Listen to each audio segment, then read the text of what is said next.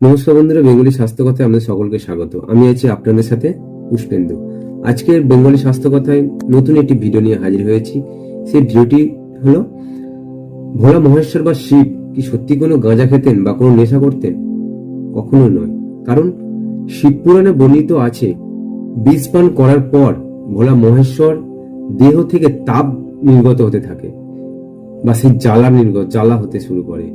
ভাং এর পাতা মহা ঔষধি হওয়ার কারণে দুধের সাথে ভাঙের পাতা মিশিয়ে মহাদেবকে পান করানো হয় এবং জল ঢালা যে রীতিটা আছে, জল ঢালা হয় কারণ দেহটাকে ঠান্ডা রাখার জন্য।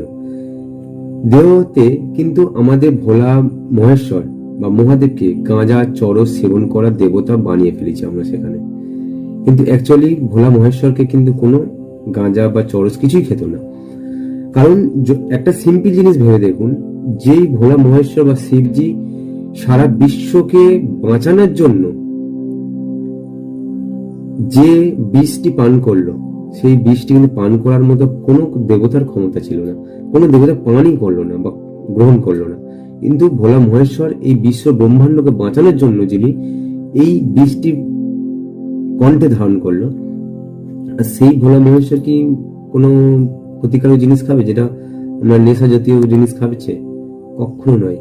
কিন্তু আমাদের কলিযুগের মানুষরা এতটা নোংরা হয়ে গেছে, এতটা নিচে নেমে গেছে, নিজেরা খাচ্ছে খাক, কোনো অসুবিধা নেই, কিন্তু সেটা হচ্ছে ভগবানের নাম করে খাচ্ছে। এটা সব থেকে খারাপ জিনিস। আপনারা পান করছেন করুন, দেবতার নাম করে দয়া করে পান করবেন না। এবার দেখুন, দেবতা যখনই ভোলা মহেশ্বর যখন এই বিষটি পান করলেন, পানটি করার পরে ওনার শরীরে প্রচন্ড জ্বালা যন্ত্রণা কষ্ট হচ্ছে, যার কারণে ওনার শরীরে দুধ জল ঢালা হতো সবসময়, যাতে শরীরটা ঠান্ডা রাখবে, এবং ওনার মহা ঔষধি হিসাবে ভানের পাতা দুধ এইগুলো মিশিয়ে ওনাকে সেবন করানো হতো। কিন্তু সেটা থেকে আমাদের নেশা ঘোর দেবতা বানিয়ে ফেলেছি। শিবপুরাণে কোথাও বর্ণনা নেই মহাদেবের গাঁজা সেবন করতেন, এমনকি 108টি নামেও গাঁজা সেবনের কথা উল্লেখ নেই। গাঁজা সেবন করছেন করুন, কোনো অসুবিধা নেই, কিন্তু ভালো মহেশ্বরের নাম করে দয়া করে করবেন না। কারণ আজ পর্যন্ত আমি কোনো তথ্যে পাইনি যে ভোলা মহেশ্বর গাঁজা বা কোনো ভান সেবন করতেন। তাহলে আমার প্রশ্ন উঠতেই পারে, তাহলে আমরা কেন পুজোর সময় কেন আমরা গাঁজা দেব বা কোনো মদ দেব? কারণ আছে। কারণ আমরা ভোলা মহেশ্বরের কাছে এই কারণে আমি এইটা দিচ্ছি যে ভোলা মহেশ্বর বা শিব, আপনি এত বড় বিষ, মানে এত কঠিন বিষ আপনি ধারণ করেছেন, তাতেও আপনার কিছু হয়নি।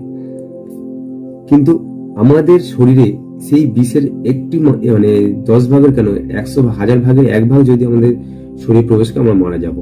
তাই আমাদের জীবন থেকে যত বিষ আছে, যত নেশা জাতীয় জিনিস মানে তো বিষ, এই যত বিষ আছে এই বিষগুলো আপনি ধারণ করুন। কারণ এই বিষগুলো আপনি আপনার ধারণ করার ক্ষমতা আছে, কিন্তু আমাদের নেই।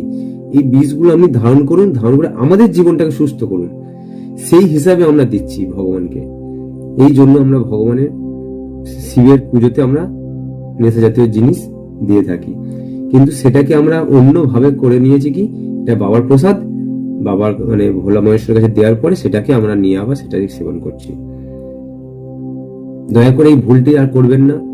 আর আপনি খাচ্ছেন খান, কিন্তু ভগবানের নামটা অন্তত আমাদের শিবকে কখনো আর আজকের পর থেকে এই নেশাখোর বা নেশা ভোলা মহেশ্বর বা একটা ছবিও দেখবেন পাওয়া যায় যে শিবজি গাঁজা খাচ্ছে, এটা দয়া করে কেউ করবেন না। যদি ভিডিওটা ভালো লেগে থাকলে অবশ্যই ভিডিওটিকে শেয়ার করুন, লাইক করবেন, কমেন্ট করবেন, আর কমেন্টসে লিখুন হরে হরে মহাদেব।